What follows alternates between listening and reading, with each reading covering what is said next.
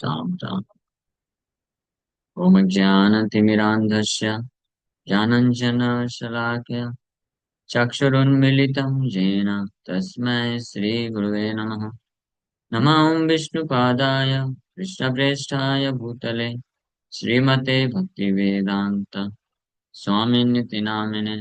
नमस्ते सारस्वते देवे गौरवाणी प्रचारिणे निर्विशेषा शून्यवादी पाश्चात्यदेशतारिणे नित्यानंद नमस्तुभ्यं प्रेमानंद प्रदायिने कलौ कल्मषनाशाय जानवापते नमः। नमो महावदन्याय कृष्ण प्रेम प्रदायते कृष्णाय कृष्ण चैतन्य नामने गौरतुसे नमः। जय श्री कृष्ण चैतन्य प्रभु नित्यानंद श्री अद्वैत गदाधर शिवासादि गौर भक्त वृंद। हरे कृष्णा कृष्णा कृष्णा हरे हरे हरे राम राम राम हरे हरे। हरे कृष्णा। सो आप सभी भक्तों का हार्दिक स्वागत है आज के भगवद गीता के प्रवचन में। तो हम लोग चर्चा कर रहे हैं भगवद गीता चैप्टर 1 और श्लोक संख्या 28 प्रारंभ किए थे। ये बहुत महत्वपूर्ण श्लोक है। इस पे हमको ये शिक्षा मिलती है कि कैसे देहात बुद्धि में रहने वाला व्यक्ति, उसकी क्या क्या चेतना होती है और किस प्रकार का वो जो है दुख, शोक, भय, स्ट्रेस, तनाव को अनुभव करता है। यहाँ से चालू हो रहा है और ये अध्याय में आगे इसी चीज का वर्णन किया जाएगा। अर्जुन वाचा दृष्ट्वेमं स्वजनं कृष्ण युत्सं समुपस्थितं सीदन्ति मम गात्राणि मुखं च परिशुष्यति। Arjuna said, "My dear Krishna, seeing my friends and relatives present before me in such a fighting spirit, I feel the limbs of my body quivering and my mouth drying up." So Arjun finally, भगवान कृष्ण जब दिखाए, देखो अर्जुन सामने कौन खड़े हैं, किनके किनके साथ। अर्जुन बड़े उत्साह के साथ बोला था कि मुझे लेके चलिए मेरे रथ दोनों सेनाओं के मध्य में, मैं देखना चाहता हूँ कौन कौन है जिनके साथ मुझे युद्ध करना है। यानी युद्ध करने के लिए देखना चाहता था, और जब गया तो फिर दूसरे ही दृष्टिकोण से देख लिया। मैं देखा कि अरे ये तो मेरे चाचा जी खड़े हैं, मेरे गुरुजन खड़े हैं, पितामह खड़े हैं, मेरे भाई बहन खड़े हैं, भाई बंधु खड़े हैं, मामा जी खड़े हैं, नाना के उम्र के खड़े हैं, पिता के उम्र के खड़े हैं। तो इस प्रकार से अपने ससुराल वालों को भी देखा। स्याला, स्याला मतलब साला लोग खड़े हैं। ससुरा मतलब ससुर लोग खड़े हैं। तो कैसे फाइट करूं, मैं परेशान हो गया, देहात बुद्धि में चला गया। और फिर फाइनली कृष्ण को अर्जुन बोलता है कि my dear Krishna, seeing my friends स्वजनम दृष्टवा इमम स्वजनम कृष्णा। इमम स्वजनम, ये सारे स्वजन को, हाँ, बोलना चाहिए अर्जुन को, दृष्टवा त्वाम स्वजनम कृष्णा। हे कृष्णा, आप मेरे स्वजन हैं, आपको देख करके मुझे प्रेरणा मिल रही है। आप चाहते हो कि युद्ध हो ना, मैं इन सबको मार दूंगा।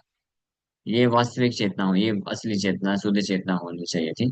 लेकिन ये ना हो करके दृष्टवा त्वम स्वजनम कृष्णा न बोल करके दृष्टवा इमम स्वजनम कृष्णा, ये इमम स्वजनम, ये स्वजन लोगों को देख करके मेरा जो है अंग काम कंपित हो रहा है और मुंह जो है सूखा जा रहा है। So any man who has genuine devotion to the Lord has all the good qualities which are found in godly persons or in the demigods.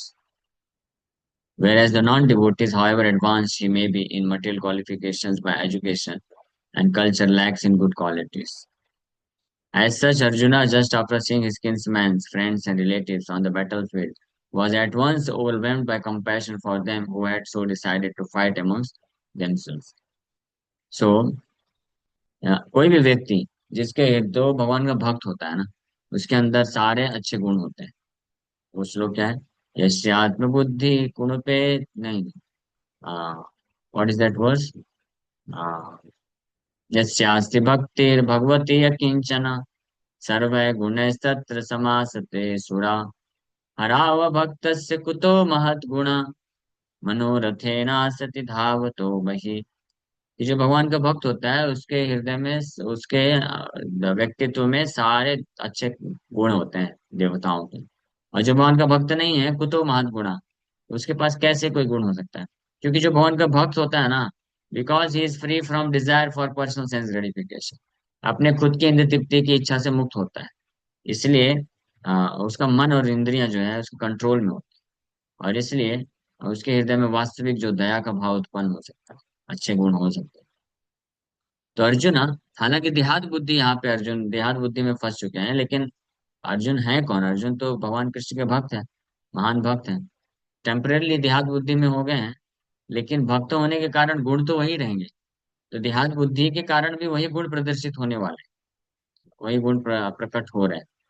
तो दया का भाव, कंपैशन का भाव, लेकिन देहात बुद्धि मतलब अज्ञानता के रूप में प्रकट हो रहा है। बट ये जो भाव आ रहा है, उत्पन्न हो रहा है अपने फ्रेंड्स, रिलेटिव, स्वजनों को देख करके, उन इस राज्य को, राज्य सुख को प्राप्त करने की इच्छा को त्यागने के लिए तैयार है अर्जुन, ये उनको मारना नहीं चाहता है। तो ये गुण किसके कारण है? कंपैशन? नहीं नहीं, ये अर्जुन के भक्त होने के कारण। लेकिन देहात बुद्धि के कारण वो अभी वास्तविक रूप में उन गुणों को अप्लाई नहीं कर पा रहे। जैसे कभी कभी भक्तों के जीवन में भी होता है ना, जब वो भक्ति मार्ग में नहीं रहते थे, तब जो है अपने परिवार वालों को इतना चिंता नहीं करते थे, है ना, इतना टेंशन नहीं लेते थे, ये मेरे माँ बाप, मेरे भाई बहू बंधु ये सब, है ना। कोई इतना कंपैशन नहीं होता था। और उनको झूठ भी बोलते थे, कहीं भी जाएंगे और कुछ बोलेंगे कि मैं इधर होके आता हूँ, और पैसा उनसे लेंगे और कुछ और गंदे कार्य के भी लगा देते थे। लेकिन जब भक्त बन जाते हैं, तो भक्ति में आ जाते हैं, तो शुद्ध हो जाते हैं थोड़ा, हृदय में अच्छे गुण उत्पन्न हो जाते हैं, तो कंपैशन भी आ जाता है, श्रद्धा, आज्ञाकारी होना भी आ जाता है, सहनशीलता आ जाता है, मन इंद्रिय संयमित होने लग जाती हैं। तब फिर ये गुणों के कारण वो फील करते हैं कि हमको हमको किसी को चीट नहीं करना चाहिए, धोखा नहीं देना चाहिए, किसी का अपमान नहीं करना चाहिए। ये सब अच्छे गुण विकसित होते हैं। तो ये अच्छे गुण होने चाहिए। ये अच्छे गुण नहीं होंगे किसी के अंदर, तो वास्तव में वो भक्ति में एडवांसमेंट नहीं कर सकता है। लेकिन भक्त कभी कभी फिर जब देहात बुद्धि में फंस जाते हैं, वापस से अपने आप को शरीर समझने लग जाते हैं और शरीर से संबंधित चीजों में फंस जाते हैं, तो फिर वो बोलता है कि मैं अपने माँ बाप को झूठ कैसे बोलूं, वो मुझे मंदिर आने के लिए सख्त मना किए हैं, नाम जप करने के लिए मना किए हैं, तो मैं उनको झूठ नहीं बोल सकता हूँ, है ना। क्यों? अभी भक्त बन गया है, इसलिए ये सब पालन करना चाहता है। ये दया का भाव, ये आज्ञा पालन करने का भाव उत्पन्न हो गया है। लेकिन फिर उसको याद दिलाया जाता है कि प्रभु, जब आप भक्त नहीं बने थे तब आप क्या पूरा आज्ञा पालन करते थे?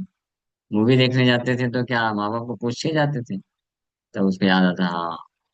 तो इसलिए गुण, जो अच्छे गुण होते हैं, उनको हमको अप्लाई करना है इन सर्विस टू कृष्ण, भगवान कृष्ण की सेवा को ध्यान में रखते हुए अप्लाई करना है। और भगवान कृष्ण के सेवा में से संबंधित, कृष्ण को केंद्र में रख के बाकी सबका सेवा करना। तो अच्छे गुण चाहिए हमको, कंपैशन, दया का भाव होना चाहिए, लेकिन ये मटेरियली नहीं, स्पिरिचुअली होना चाहिए।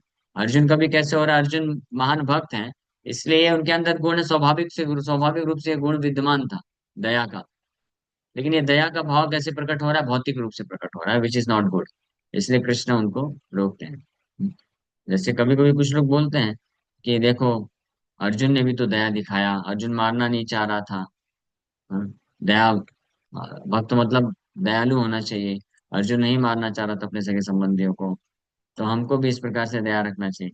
लेकिन उनको फिर ये भी ध्यान रखना चाहिए, तो फिर कृष्ण ने क्यों बोला अर्जुन को मारो? इसका मतलब अर्जुन ये जो दया का प्रिंसिपल है, दया का जो गुण है अर्जुन के अंदर, ये गलत तरीके से अप्लाई कर रहा है।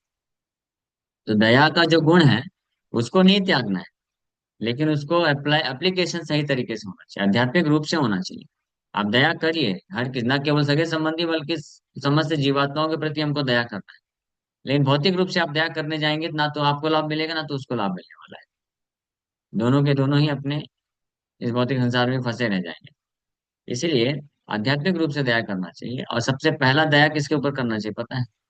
दया प्राप्त करने का सबसे पहला पात्र कौन है? बताइए। अरे भगवान कृष्ण के ऊपर दया करेंगे? क्या बात है। कृष्ण तो सबके ऊपर दया करते हैं, कृष्ण के ऊपर दया भाव नहीं होता, सेवा का भाव। कौन बद्धजीव? सबसे पहला बद्धजीव कौन है? हाँ, पहले ये जो बद्धजीव है, सबसे पहला दया का पात्र ये है ना। फिर उसके बाद इधर आज आप ऐसे उंगली करते हैं कि मुझे इनके ऊपर दया करना है, तो तीन उंगली आपके ऊपर है ना। पहले अपने आप का उद्धार करना चाहिए, अपने ऊपर पहली दया करना चाहिए। इसलिए प्रभुपाद जी क्या नियम बनाए? सबसे पहले सुबह उठो जल्दी 4 बजे, मंगला आरती करो, किसके लिए? अपने लिए। नाम जप करो, किसके लिए? अपने लिए। गुरु पूजा, भागवतम, किसके लिए? अपने लिए। उसके बाद फिर जा करके प्रचार करो, बुक डिस्ट्रीब्यूशन करो, सेवा करो, ये करो।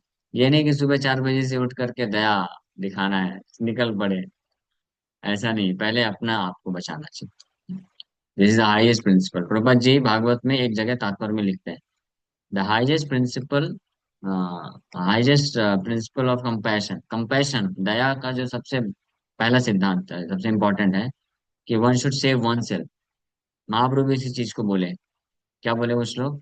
भारत भूमि ते मनुष्य जन्म है लजार, आगे, जन्म सार्थक करे कर परोपकार। भारत भूमि में जिसका मनुष्य जन्म मिल गया है, तो उसको क्या करना चाहिए? प्रचार करना चाहिए। लेकिन नहीं, पहले सार्थक करना चाहिए। जन्म सार्थक करी, पहले अपना जीवन सार्थक करेगा तब प्रचार कर पाएगा। अपना जीवन सार्थक नहीं किया तो क्या प्रचार करेगा? प्रचार कर पाएगा? खुद ही व्यक्ति जो माया में फंसा है, वो दूसरे को माया से कैसे निकाल सकता है? तो इसका मतलब ये है क्या कि मैं जब पूरी तरह से माया से मुक्त हो जाऊंगा तब प्रचार करूंगा? नहीं, आइडियली एक्चुअली में ऐसा ही है। Only one who is completely freed from all maya, one whose heart is completely purified, only he is qualified to preach। ये एक इंपॉर्टेंट चीज। केवल वही व्यक्ति योग्य है प्रचार करने के लिए जो खुद पूरी तरह से माया से मुक्त है। तो इसका मतलब हमको क्या करना है? हमको असिस्ट करना है, असिस्ट करना। ध्यान रखिए हमेशा, वी आर असिस्टिंग आवर गुरु परंपरा आचार्य। वी आर नॉट प्रीचिंग, हम प्रचारक अभी नहीं बने। हम लोग हम लोग का क्या करते हैं? इसलिए जो व्यक्ति ये सोचेगा ना कि मैं मुझे प्रचार करना है, मैं प्रचारक बनूंगा, तो फिर क्या करेगा? वो जिन लोगों को जोड़ेगा अपने से जोड़ेगा, अपने को समर्पण कराएगा, वो ऊपर तक नहीं पहुंचाएगा। समझ पा रहे हैं ना? इसलिए प्रचार करने के पहले व्यक्ति को ये जानना है कि क्या मैं प्रचार करने के लिए योग्य हूँ। प्रचार का मतलब क्या होता है? हाँ, जन्म अन्य लोगों के ऊपर उपकार या कृपा करने का मतलब क्या होता है? कि उनको आप भवबंधन से निकाल के भगवान के धाम तक लेके जाओ। ये कौन कर सकता है? जो खुद जिसका भगवान के धाम में एंट्री हो चुका वही कर पाएगा ना। अगर मैं बोलूं आ जाओ मेरे से जुड़ जाओ, मैं आपको प्रधानमंत्री मोदी तक लेके जाऊंगा, अब मेरा आज तक खुद मोदी से संपर्क नहीं हुआ है तो मैं आपको कहाँ लेके जा पाऊंगा? है ना? बराबर ना? हाँ। तो इसलिए प्रचार हम जो करते हैं कार्य, हम वो भी सुनिए, इंपॉर्टेंट चीज। हाँ, ये सुन करके ये मत छोड़ दिए, ये मत बोलना कि प्रभु ठीक है आपसे हम बुक डिस्कशन नहीं करेंगे, फॉलो अप नहीं करेंगे। हाँ, एक ये भी समस्या है ऑनलाइन क्लासेस में। जैसे अभी रिकॉर्डिंग होता है ना, तो अभी कुछ कुछ क्लिप काट के लोग वो कर देते हैं। तो ऐसे ही कुछ प्रभुपाद जी के क्लिप या कोई महान कुछ सीनियर भक्त होते हैं, उनके ऐसे कुछ पार्ट को क्लिप काटते हैं और डाल देते हैं, बोलते देखो इन्होंने ऐसा बोला है ना। तो कभी भी कोई जो शॉर्ट्स वगैरह होते हैं ना, शॉर्ट्स या इंस्टाग्राम, ये सब में जो एक एक दो दो चार चार मिनट के क्लिप होते हैं, उसको कभी एक्सेप्ट नहीं करते। प्रभुपाद जी का भी क्यों ना हो एक्सेप्ट नहीं करने का, अगर कुछ कंट्रोवर्शियल होता है ना, उसको बोलने का ये जो क्लिप आप लाए उसका पूरा लेक्चर ला के दो, पूरा लेक्चर सुनने का जो बोला गया है, जिसमें कभी नहीं फंसेंगे। क्योंकि अभी तक मैंने ये बोला कि प्रचार करने के लिए हम लोग नहीं है। लेकिन इंपॉर्टेंट चीज अभी सुनिए आगे। क्योंकि हम हमारा उद्धार प्रभुपाद जी किए हैं, तो सबसे हाईएस्ट प्रिंसिपल है to obey the instruction of spiritual master. गुरु के आदेश का पालन करना, ये सबसे highest principle. Highest principle of obedience is to obey the order of spiritual master. ठीक है।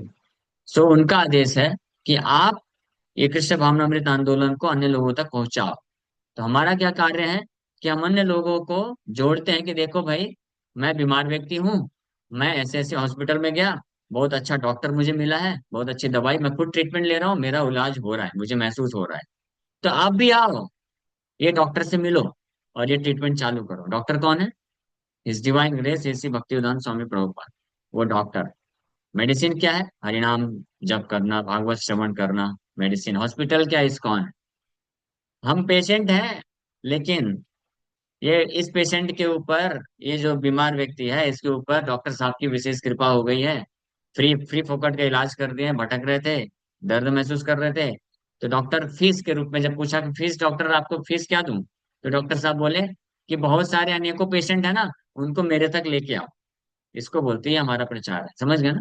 तो our preaching is to bring other condition soul at the lotus feet of spiritual master Srila Prabhupada and भगवान कृष्ण। इस्कॉन, इस्कॉन में जोड़ना, ISKCON के लिए dedicate करना, प्रभुपाद जी के समर्पित भक्त बनाना, ये हमारा कार्य है।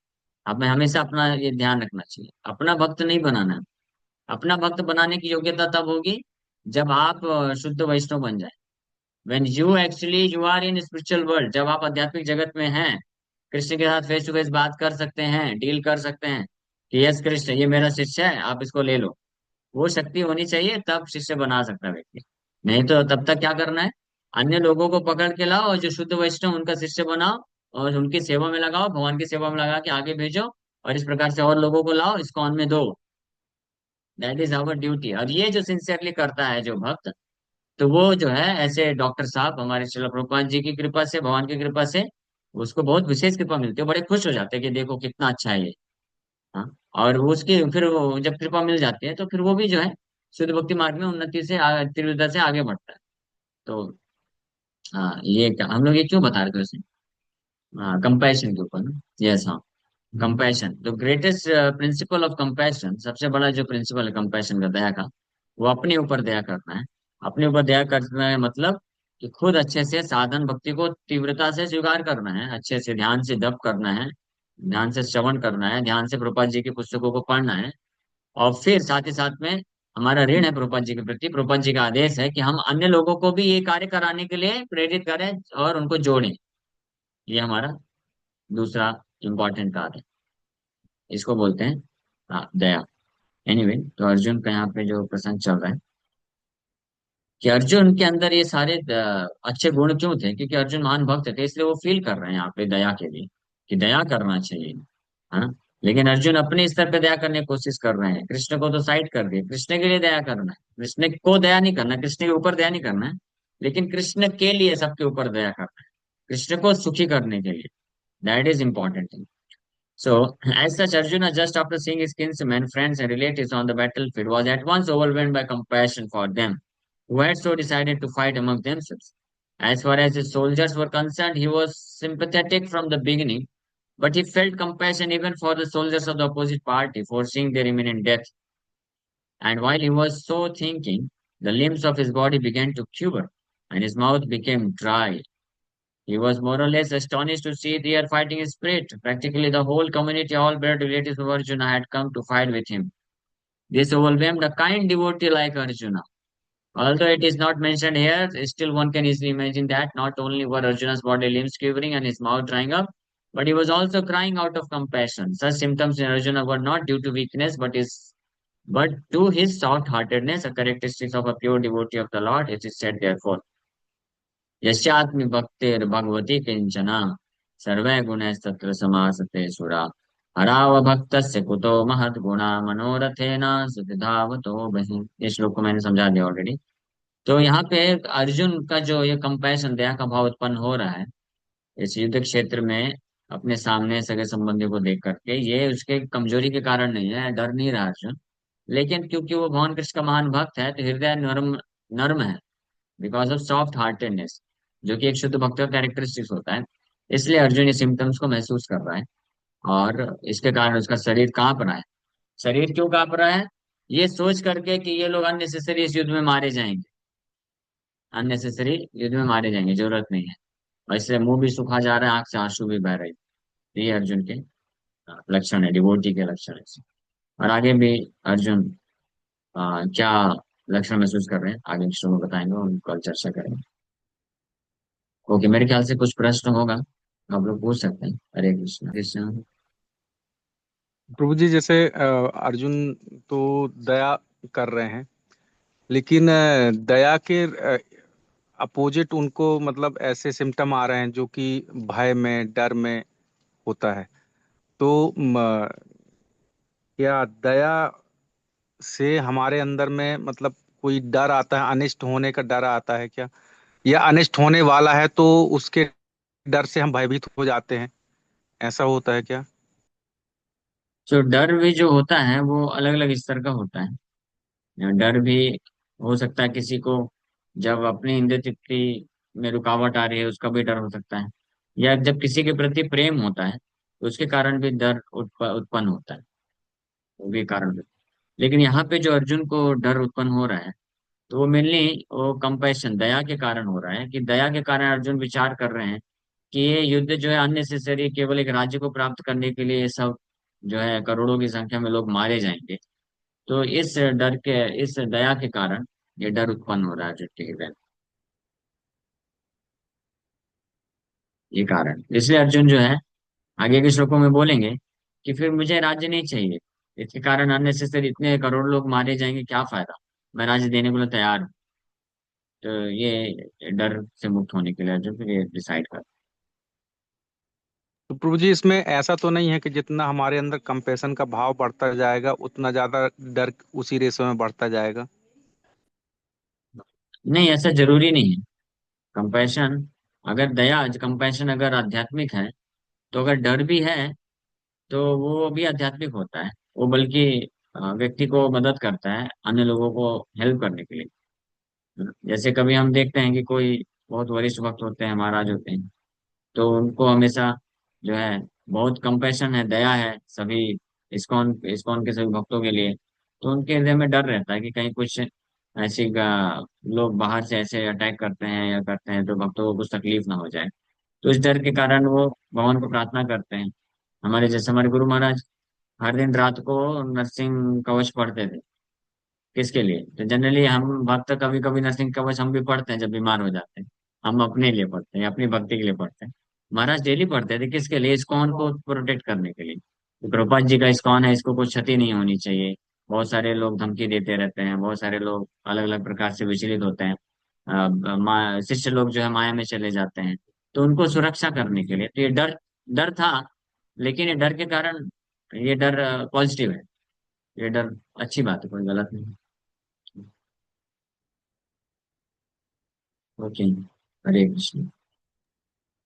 आप प्रभु जी जैसे मतलब फियरलेस भी रहते हैं, फियरलेस इन द सेंस कि वो मतलब माया से या भक्ति में आने वाली चीजों को बाधक जो है उनके लिए लड़ने के लिए तैयार भी रहते हैं, मतलब उनका आध्यात्मिक हो जाता है डर, ये अंतर। हाँ, या आध्यात्मिक, डर आध्यात्मिक हो जाता है। तो एक्चुअली में वास्तव में वो फियरलेस ही है, निडर है। क्योंकि उनको मालूम है भगवान कृष्ण का आश्रय लिया है तो निश्चित रूप में भगवान सुरक्षा देंगे।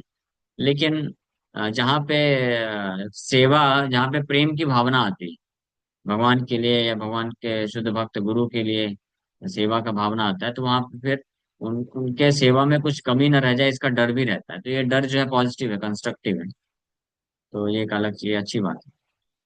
ओके। हरे कृष्ण। यस, यश प्रो, आपका प्रश्न।